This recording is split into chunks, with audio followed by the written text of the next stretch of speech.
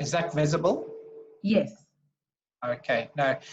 So the discussion today is that sort of agreed to talk on is the what's so-called ethics and integrity, and obviously that the way in which I will be discussing it is in relation to the South African context and particularly the performance of government, although it also applies to many areas of South African society that are where you have private actors making their own decisions as well. So the question is, why is it important in South Africa today to even have this discussion, to even talk about these ideas of ethics and integrity, which I'll go into in more depth. We are looking at, in many cases, a structural collapse of many of our public functions. We've had a deterioration of performance. And some people can look at the sort of the failure of institutions as a consequence of corruption in and of itself. But corruption is also one of the manifestations of poor governance and the organization of organizations and institutions. So we've got to kind of interpret what's going on. We're also looking at potential challenges to the rule of law, effectively. We've got people who appear, particularly in public institutions, as if they're above the law. So there are challenges to the rule of law, but the rule of law itself can also come into, can also begin to fail to apply if there is a general failure of society as well. If there is essentially social chaos. We've got potential breaches of the social contract. And the social contract here, what I'd be referring to is the fact that we've got a society that is continuing to generate structural inequality, poverty, and which does not seem consistent with what society as a whole would desire. Is we would desire to have a more balanced society in which people are not structural winners and other people are not structural losers. So the fact that we still have many of these structural failures in our society suggests that we are not achieving the objectives that we would think is appropriate for our society as a whole. So there's a question as to basically how we're forming our decisions that occur in society. And we've got increased social distress, largely as a consequence of that, of the failure of the social contract. We have a weakening of the institutions of substantive democracy. That means whether or not the democratic institutions themselves are actually working in ensuring that government is held to account for what it is meant to achieve for society. We have deepening social divisions and increased levels of disorder, which can have long-term implications for the health and the viability of society and all aspects of its performance. So the way that I'd look at it, and I'm giving very much a sort of personal perspective on how I see things, is that perhaps it's necessary in South Africa today to reflect on the features of our governance frameworks that appear responsible for the failures in public leadership. So you might wonder, why am I referring to governance frameworks when this is a talk on ethics and integrity? So it really comes down to asking the question, is the widespread collapse of public functions the result of the improper conduct by a few bad apples?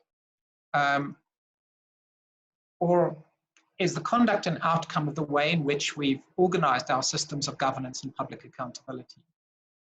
So the distinction that I would make when I look at the problem in South Africa today is one between whether or not our problems are about the fact that people have been put into positions of leadership who are the wrong people for those positions, and therefore what we're dealing with is misconduct. Well, there's a question as to whether or not we are dealing with a systematic problem, where the outcome itself, the misconduct, the fact that bad apples end up in positions of leadership is actually a consequence of our systems, of our structures of governance. So if we've got these structural weaknesses that encourage, for instance, patronage in the way in which our public institutions perform, that in fact it is not a problem of a few bad apples. It's a problem in which there is an inevitable bad apple in a position of leadership, and that it will be very difficult to address that problem unless we look at the systems that allow for bad apples to end up in leadership positions and in positions of immense power and authority and influence. So I'm kind of going to lead through from the idea of sort of what we're thinking, you know, what are we dealing with when we talk about ethics and integrity, and what are we dealing with when we look at systems that institutionalize ethics, ethical conduct, and systems based on integrity. So I'm going to use the logic, because all of us are consumed by this lemon virus. I'll use the sort of the logic of the discussion that a lot of us have been having around the pandemic itself. And just to give an idea of just sort of strategically how to look at the problem that we've got. So if we look at the logic of the COVID pandemic, we can have strategies that are based on the elimination of the virus. And let's assume those are our bad apples that we're talking about. We've got bad guys out there. And what we've come to understand in this pandemic is that we're not going to eliminate this virus. The virus basically is with us. And in pretty much the same way as the bad apples are with us in society at every point in time. They are never going to disappear. They are always there. That's individuals who are prone to misconduct in one way or another. One also needs to distinguish between bad apples that are inherently people who are selfish and will act in their own interests, or within sort of ethical boundaries that they themselves have determined to be the good, that are bad for everybody else, and those instances where bad apples are actually created by their context and their environment. So I think the first issue, therefore, that I would say is important without, you know, really distinguishing between those two types of bad apple, the reality is that they're with us. And therefore, we have to learn how to live with bad apples in a way that makes the systems work. So we therefore have to find strategies that allow society to continue to function productively despite living with the virus, living with the bad apples.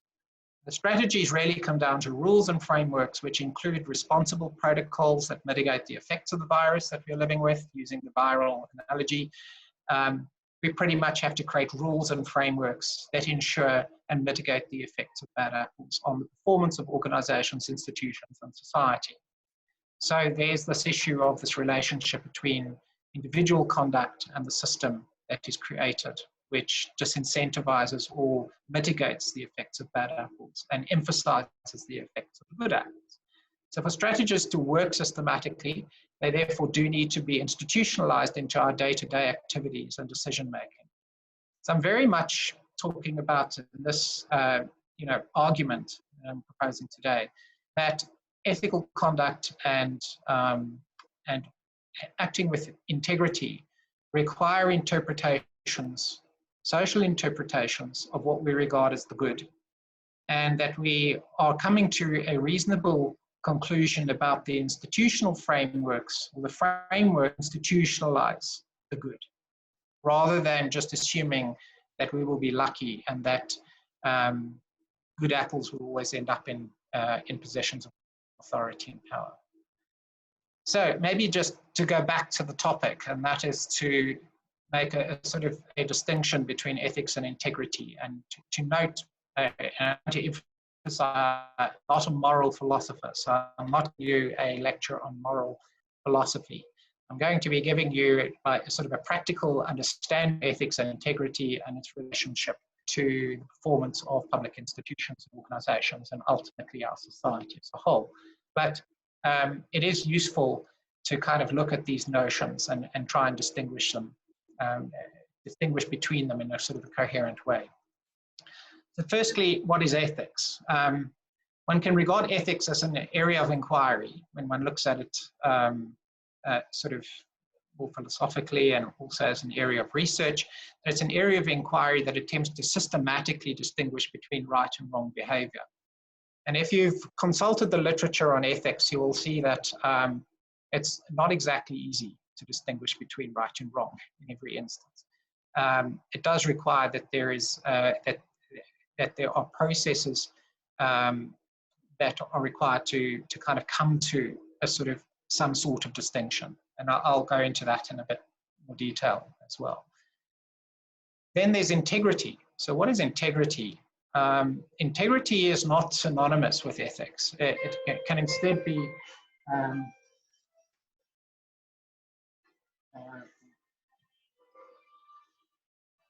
sorry, my apologies.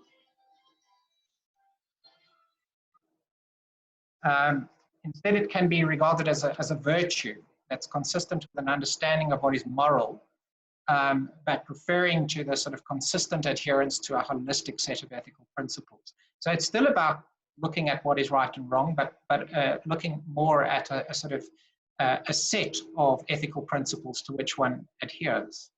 But again, it requires that there are choices made as to what one regards as ethical conduct.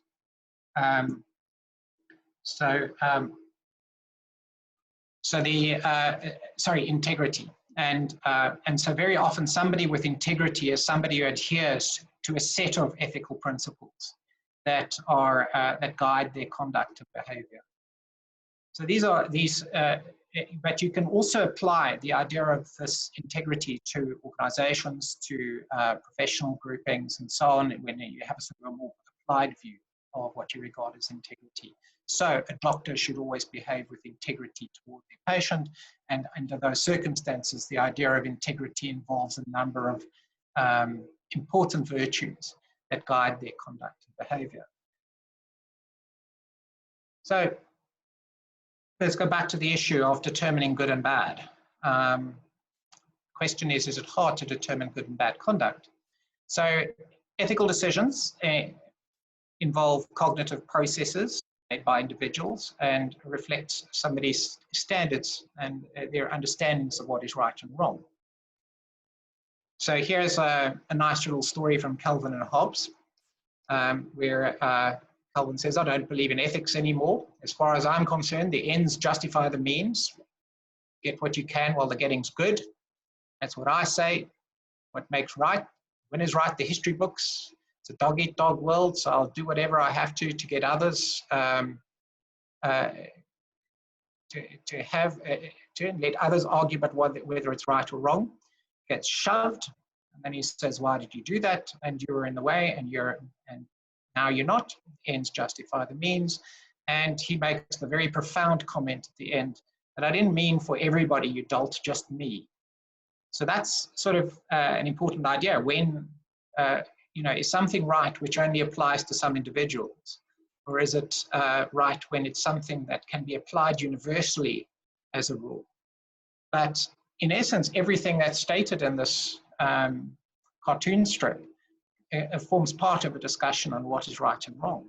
And some people might feel absolutely that Calvin is, what he's doing and what he's arguing is in fact right.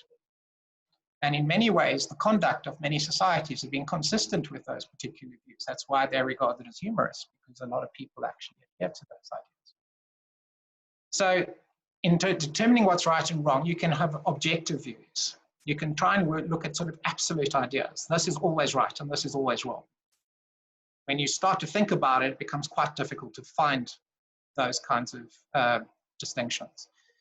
And then you've got sort of more socially determined views of what is right or wrong, where in fact the normative values and virtues that are adopted by society become the sort of the understanding of what is right and wrong, and may be determined by a particular time. So but even if you regard something as right or wrong, there's a question as to what remains in the realm of personal choice and conduct. So somebody can believe that abortion is wrong, but not necessarily regards it as something that should be a rule that governs all of society. And there are others that do. Somebody could feel that promiscuity is is wrong and bad and misconduct, but might not feel that it's something that should be imposed on everybody in society. So there is a question as to whether or not your idea of what is right and wrong is just your personal choice, and whether or not it's something that should be imposed as part of conduct that is regarded as accepted throughout society. And different forms of misconduct might not end up being what is regarded as misconduct, might not be governed by a set of formal rules, but might be subject to informal rules that are defined by a particular culture or a grouping. And the way in which people ensure adherence to what is good and bad might involve merely ostracism rather than a legal penalty, a civil penalty of some form. So there's a question as to what do we institutionalize to ensure widespread adherence when it is something that we regard as important from a social perspective. When we regard it as, so let's leave out all of those aspects of the bad that are the realm of personal choice and conduct, and rather look at those features of social conduct that we regard as sufficiently important to make them rules that belong to society, and that require some form of formal penalty if somebody does not adhere to them. So the problem with this is really also coming down to a process by which we agree as a society on what is right and wrong. Difficult process. And really that's what a lot of policy is about. So we've got rules, we've got sort of ideas. So if we had to look at ethical ideas, you've got things like do not kill, but then we go to war. Some countries execute people. So do not kill also becomes something that's not so clearly an absolute rule. Do not steal, but if you're starving to death, is it a good idea? Is it appropriate to steal? Do not covet thy neighbor's wife, a biblical rule. Then you've got ideas of, obey the law, render unto Caesar what is Caesar's. All of these are kind of what could be regarded as sort of ethical determinants of what is good or bad. You've got virtues, keep your promises, recognize merit, pay the piper. Somebody does some work, make sure you pay them appropriately. Self-improvement, you've got a sort of, it's a virtue to look after yourself and to make sure that you are constantly improving. Then you kind of get into these discussions that Calvin and Hobbes were involved in. You can have these sort of ideas that an action is right if the results are more favorable than unfavorable. So if those of you are familiar with government decision making, you might say, well, that falls into the realm of a cost-benefit analysis. So that's where a government might begin to formally try and distinguish between right and wrong in a policy by working out whether or not its benefits outweigh the costs. But this is not so simple. So it could be more favorable for me. It could be for my family. It could be for my country. It could be for my business. It could be for everybody else. It could be for everyone. Everyone else excludes me. Everyone includes me. Now, when looking at a favorable outcome, there's a question as to whether the ends justify the means. So for instance, if you have medical research done on prisoners, which does result in the identification of a cure that saves millions, is that appropriate? And so the question is, obviously its opposite applies. The ends are not justified by the means. And in both of these instances, they have important procedural implications for how you take forward any particular, decide on any policy, work out whether something is right or wrong. So for instance, we have a whole developed and evolved applied ethical criteria for deciding on vaccine trials and drug trials. So certain things can't be done, even if they might result in a public interest outcome. So what you want to do is to make sure that when you set up a trial that tests a drug on people that may involve some risk to them, you've got to be very careful about how you do it. Then you've got ethical criteria that might apply to delivering a drug to people in a trial, which they would not under normal circumstances be able to afford. And this is something that applies very much to South Africa that runs drug trials for other countries, is that they get free access to a particular drug during the trial, but then at the end of the trial, they've either got to pay for it or it's no longer available domestically. So the ethical trial has to decide on how that drug trial will proceed and make rules about whether or not somebody will have continued and perpetual access to the drug if it is successful for a community that otherwise wouldn't be. So these are complicated decisions as well.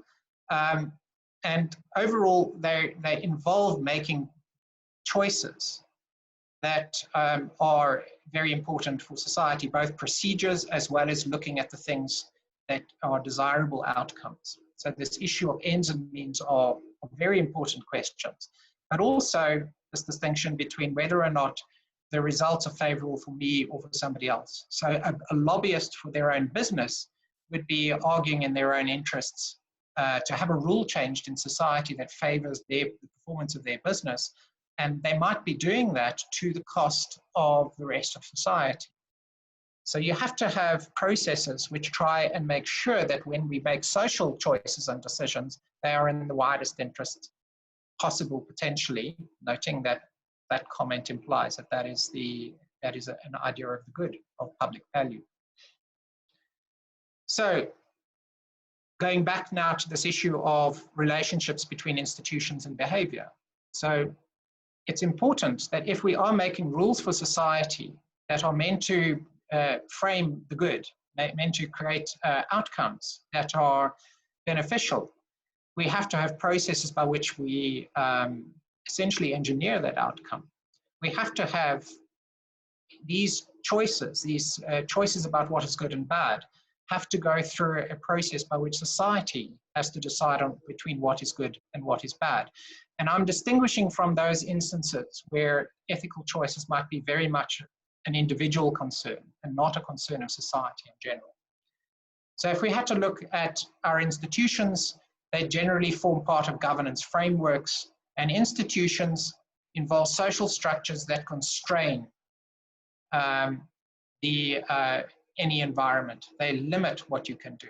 That's what institutions do. And then you've got individual behavior, which involves agency and a range of freedoms. So your institutions involve configurations of constraint and configurations of freedom.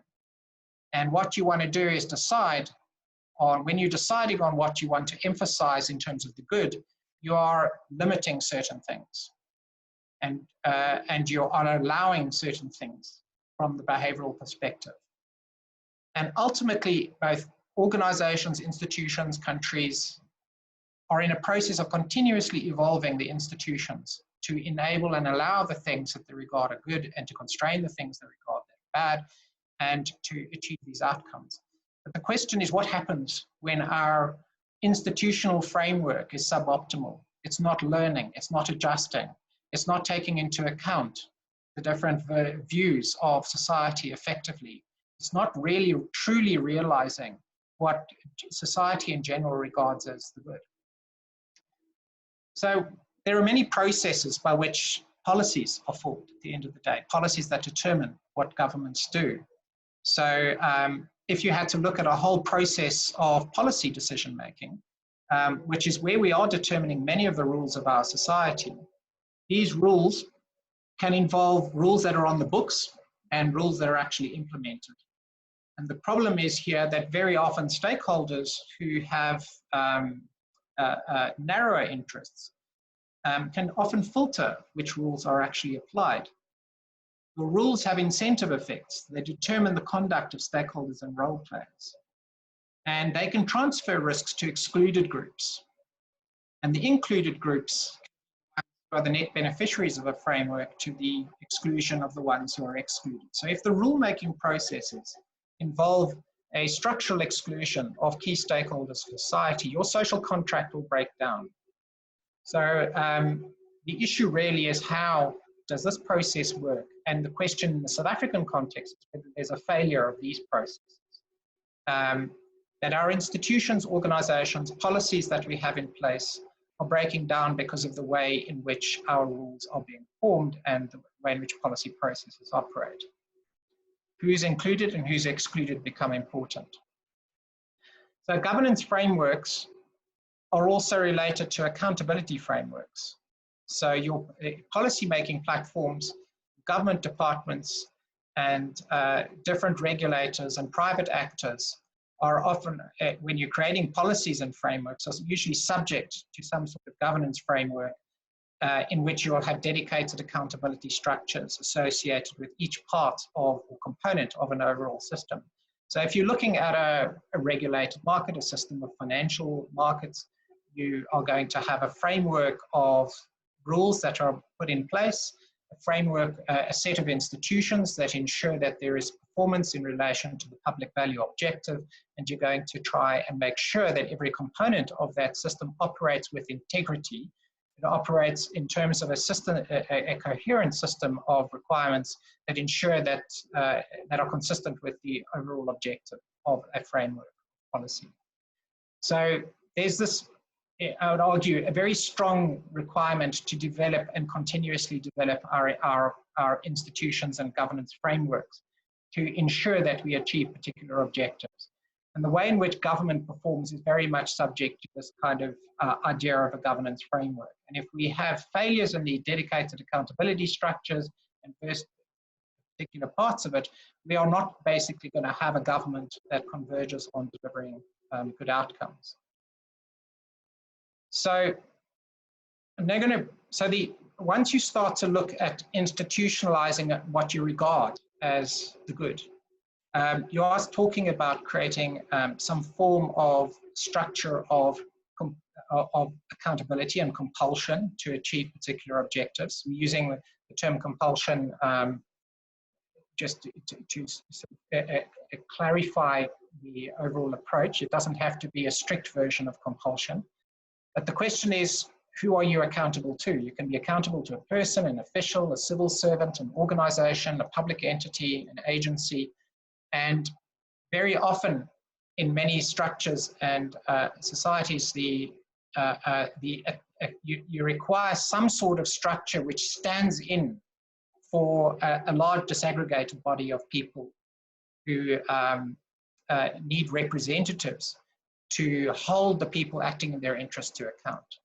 So this is very often a distinction is created between what's called an agent and an accountability forum, which stands in for the principle. So theoretically, Parliament could be regarded as an agent of society as a whole, as they're elected by society, and they're an accountability forum meant to act in the interests of society as a whole.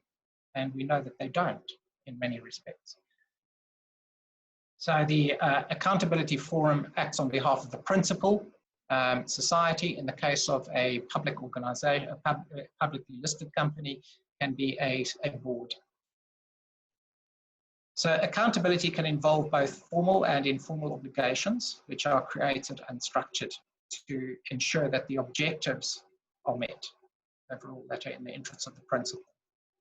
So I'm going to now just run through an accountability framework, which is really a structured approach to ensure that the objectives of what one has determined as important principles, sort of the good outcomes you want are achieved in respect of any particular function in society. So you can have so this is an accountability framework applicable to a particular agent in society or in government. So you can think of this as Eskom, for instance. So you will have a principle, and the principle in the case of Eskom is you and me. We are the users of energy, and so are all sorts of businesses. So if we have an indirect relationship with that, because Eskom is too big, I can't have a direct relationship with Eskom. I need somebody to be an intermediary. So this is your supervisory structure, and that's your kind of forum that might represent you and provide the more localized supervision of an agent. So that provides supervision. And as part of the supervisory function, that supervisor must have powers to determine performance requirements, to determine performance measures, to establish rules and laws in certain cases, and also to establish, you should have a transparency framework that operates, which can be set up by the supervisory structure, that's the formal reporting, but you can also have media access and free press, which is an important additional component. So we have everybody who's able to look at how Eskom performs and hold them to account as well. So, and general public access to information. And using performance requirements, transparency, and a supervisory structure that is independent of the agent, they're in a position to apply, they must be in a position to apply consequences. So when the Auditor General looks at a government department, exercises a process that results in transparency, but there are no consequences, it suggests that there is a failure of aspects of our accountability framework for government departments, which is why the Auditor General has now introduced an ability to apply certain kinds of consequences to their decisions and findings. So there you're beginning to tie transparency to performance requirements to consequences, and you're starting to get an accountability effect. So your consequences imply sanctions, rewards that you can apply to the agent. You can also have direct relationships. This is typically where you have accountability via markets, where people can apply choice. If I don't like the food that is delivered by this organization, I can go somewhere else. So the National Health Service in the United Kingdom introduced choice, where it also has an effect on the system. So that requires, though, that if you've got consumers, they must have access to information to make decisions, and they use choice as a method for exercising consequences. They go somewhere else. They vote with their feet, so to speak. So what I've tried to do is to give a framework to think through moving from the idea of sort of ethical conduct, integrity, toward an institutionalized framework in which our idea of the good is implemented. If we had to look at what's happening in South Africa today, I'd argue that a lot of our public institutions have accountability designs that effectively institutionalize non-performance and that institutionalize failures to perform and allow, for instance, other objectives to drive performance. In corruption, which is something that is effectively, corruption is really a symptom of a generalized failure to perform. It's one of the symptoms, an identifiable system. You can still have a system or an organization which is not corrupt, but doesn't really have as part of its sort of virtues a performance, an objective to perform for the public. It's just a lazy institution that doesn't have to do anything, which is consistent with ideas of monopolies, for instance. So that don't really have to be held to account to anybody because they're too big and nobody can challenge them. So there's a question really in the South African context as to whether or not our fundamental problems that we see today are a consequence of design or a consequence of poor conduct. And so and I would certainly argue that Eskom is not going to change until we change its governance framework. It's not going to behave better just because a new CEO is appointed. There are lots of features of an energy system that require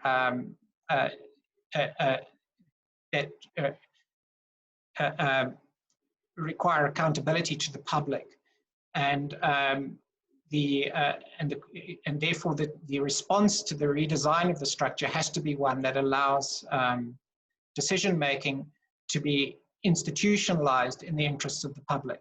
So the question as to how, for instance, a supervisory structure is appointed is quite critical. So if you want to have an organization like Eskom perform better, the question is whether you have political appointments. And the moment you have political appointments, you introduce the possibility of patronage by structures that are outside of government, such as political parties. This applies to all political parties. once you have an organization with immense powers and a very narrow process of appointment and removal of key players, you are going to potentially expose those organizations to capture of one form or another. And therefore, a structural change is required to institutionalize better behavior and conduct that we regard as society to be appropriate and in our interests. If we had to look at another feature of governance in South Africa that's quite important, what's often referred to as sort of systems of meta-governance, that would be structures like the National Prosecuting Authority, the South African Police Services, or any investigative structure. At this point in time, a large number of those particular institutions still involve political appointments and political and potentially removal through political processes. So there is a question as to whether or not we need to alter the way in which those structures, how people are appointed and how people are removed, nominated, appointed and removed to those structures to institutionalize a different level of behavior. Now, systems of meta-governance can definitely change behavior if you know you're going to be prosecuted for corrupt conduct. But if you know that it's pretty easy through political structures to influence who becomes the head of prosecuting authority or the police commissioner of police, then you don't have to worry about follow-up.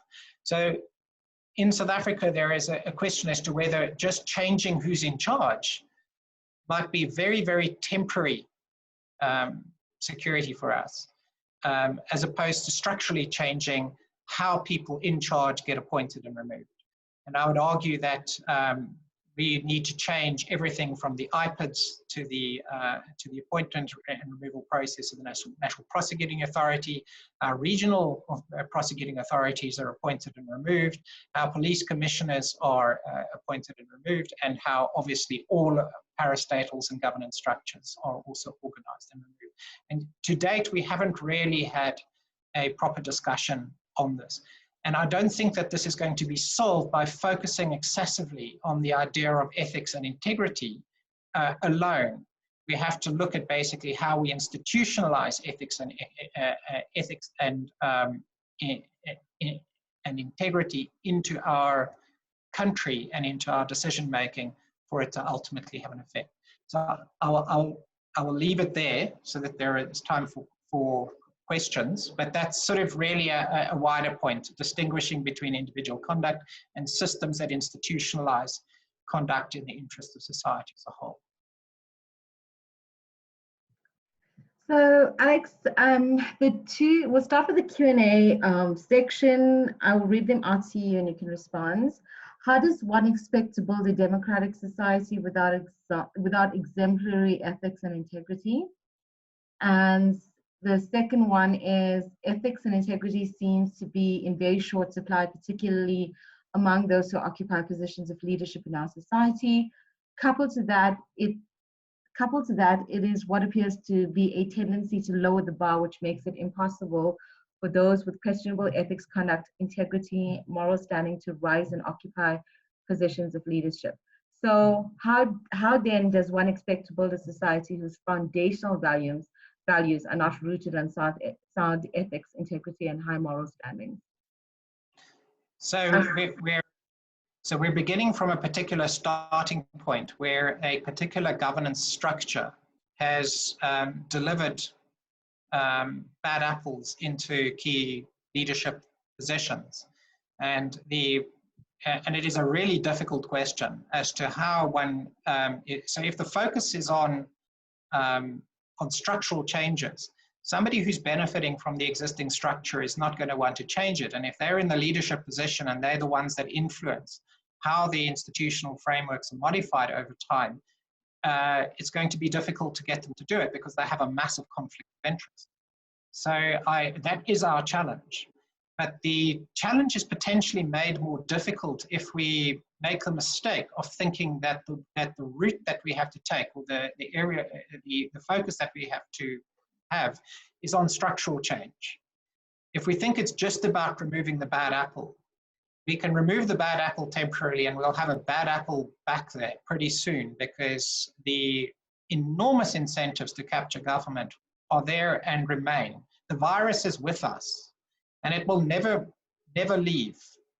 And the only way to address it is to structurally alter our arrangements to mitigate the effects of bad apples and make sure that you institutionally remove them if they get into positions of leadership, because they will get into positions of leadership, but you make sure that when they do, they can be removed.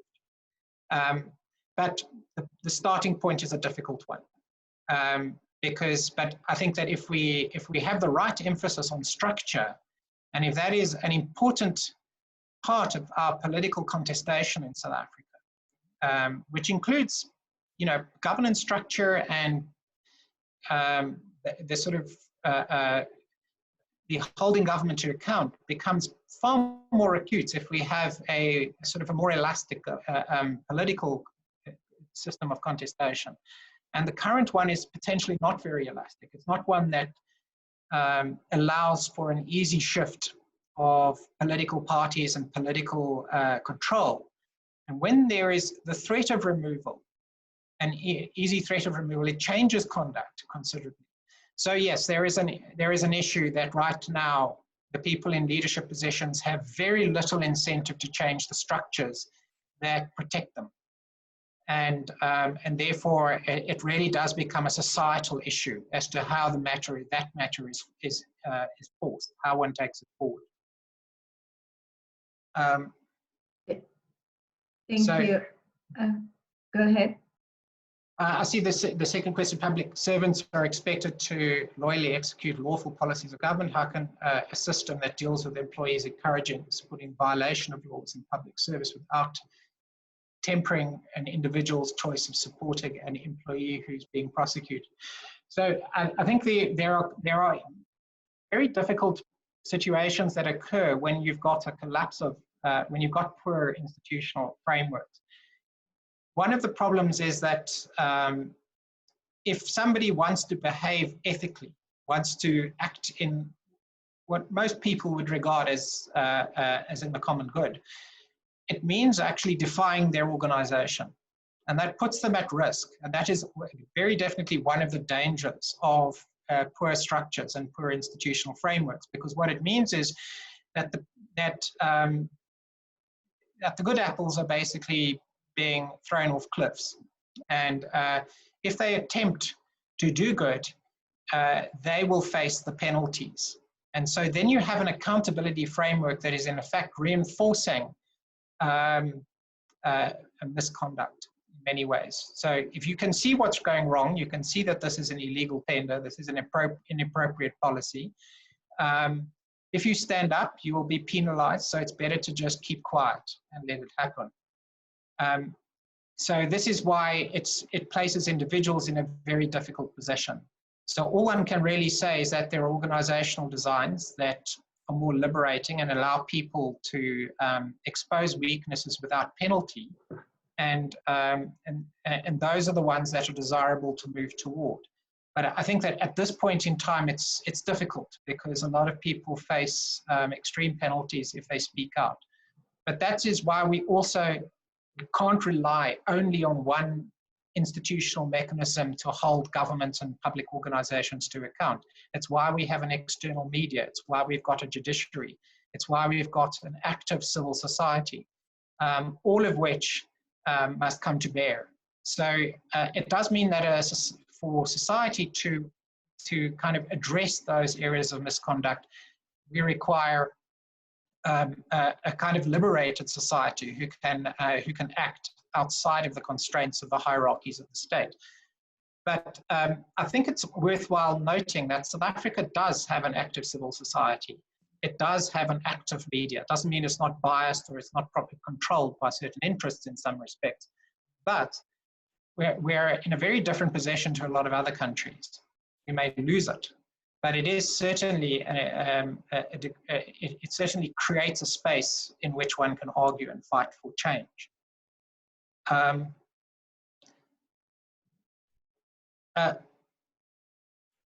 Alex, I'm not sure if you can see, there are two questions from Alex. The first one is, how must our governance framework be changed, and what can drive the governance framework to change? So this is really Oh, okay. Yeah, sorry, no. And should we focus on transforming governance structures or the governance framework? I think you may have touched on that, but those are the questions. Yeah, so when I use the term governance framework, I'm referring to sort of multiple, institutions, not just a corporate governance framework, a whole sort of system of arrangements.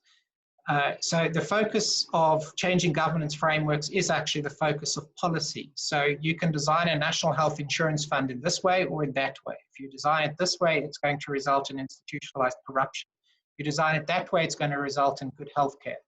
So all policy is basically a discussion around interventions in governance. So in fact, policy discussions, changing the rules and the laws in society, changing the legal frameworks around public institutions, and framing how you regulate private markets are all part of governance frameworks. So it does come down to how we go about the process of changing those. And if we have policy processes that exclude key stakeholders deliberately, this is constantly happening in South Africa, then you will have biased and defective institutional frameworks involving governance frameworks in many respects evolving over time. I'll just give one example, not necessarily related to government corruption, but not unrelated, is the regulation of financial services in South Africa. It's regarded as so complex that general public tend to be completely excluded from those conversations. The changes in tax laws or something that become conversations between major corporates and the National Treasury, but not necessarily between wider society. So the laws change despite the fact you've had no say. Those so therefore the democratic process of engagement on policy change is quite crucial to making sure that that governance frameworks are more ordered and operate in the public interest. Okay, and the next one is, can you please give us a practical case of a risk transfer to the excluded groups?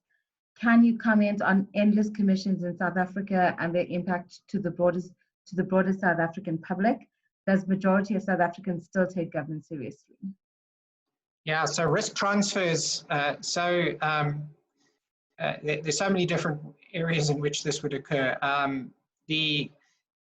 So let's look at the performance of a provincial health system. So you can create a provincial health system in which you have no choice as to the service that you accept, and you have no complaints mechanism if anybody does anything that's wrong. And that can be how you treated as a patient when you enter the system, to the kind of service that you're being given. And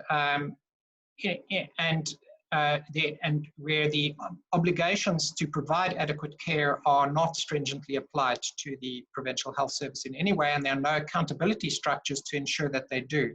In that particular instance, all the risks of poor health services are then transferred to the patients or to the community being served by that public institution.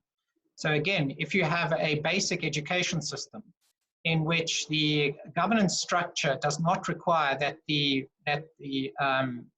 relevant school delivers a good service to the students, you've effectively transferred a risk to the students of non-performance.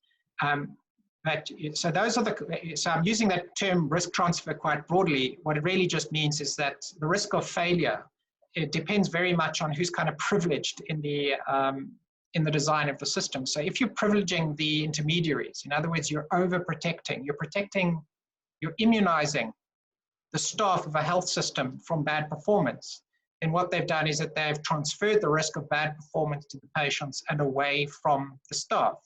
But if you create an accountability mechanism that ensures that the staff face consequences if they are medically or clinically negligent, or if they make bad policies, then you've transferred risk to the staff. But how you achieve that transfer is a matter of organization and policy design. It doesn't just happen normally. A simple example, in the Czech Republic, every now and then the community, we get so hacked off with the relevant mayor of, say, Prague, that they would all charge into the building and chuck them out the top window. It's called defenestration. And that was an accountability mechanism. Every now and then there wasn't much sort of grades of accountability, sort of nuance to it. When they irritated people enough, they threw them out the window.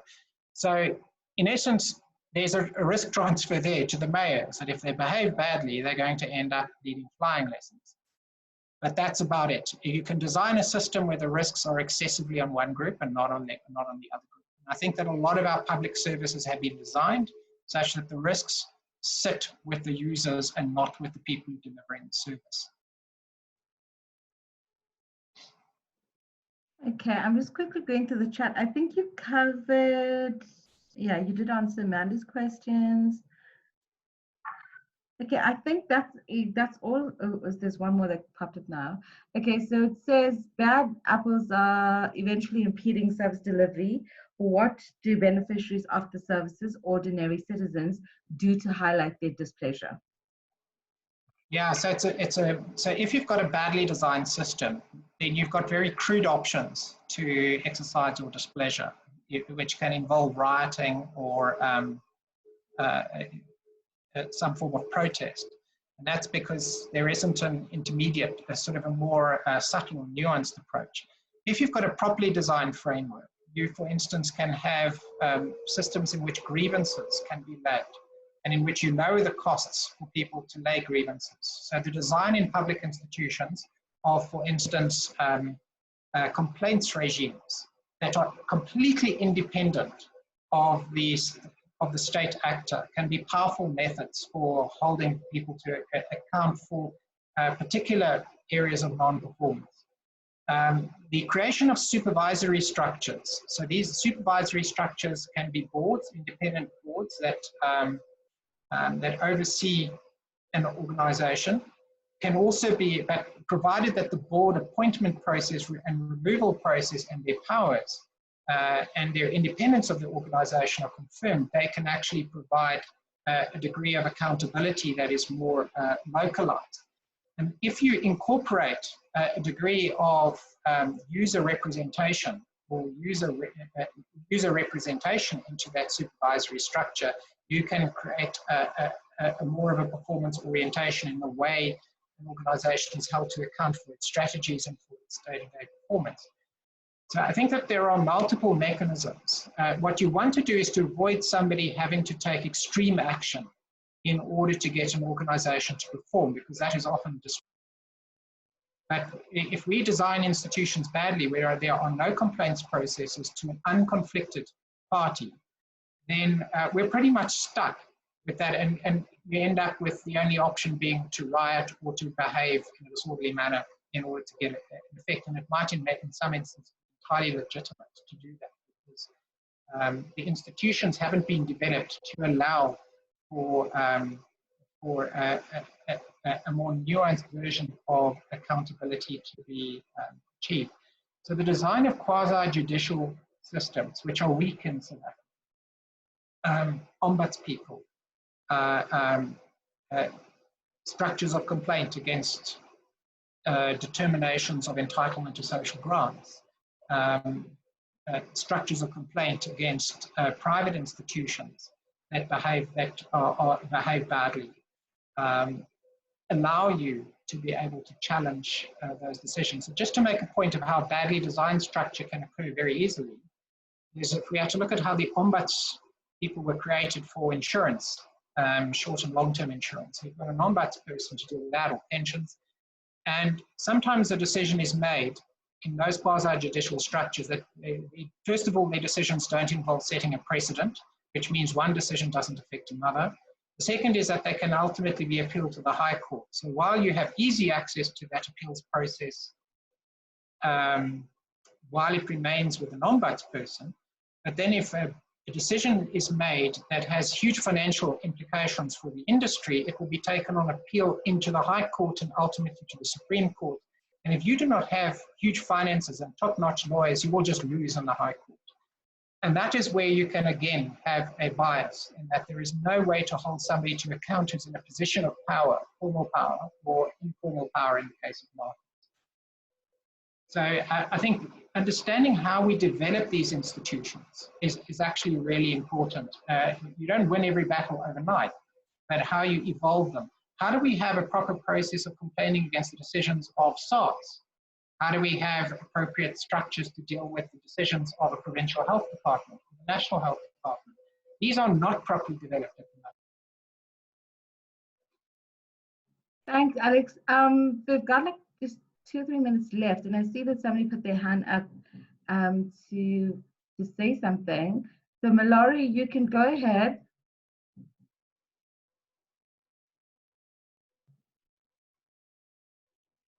Hello, Mallory, are you still there?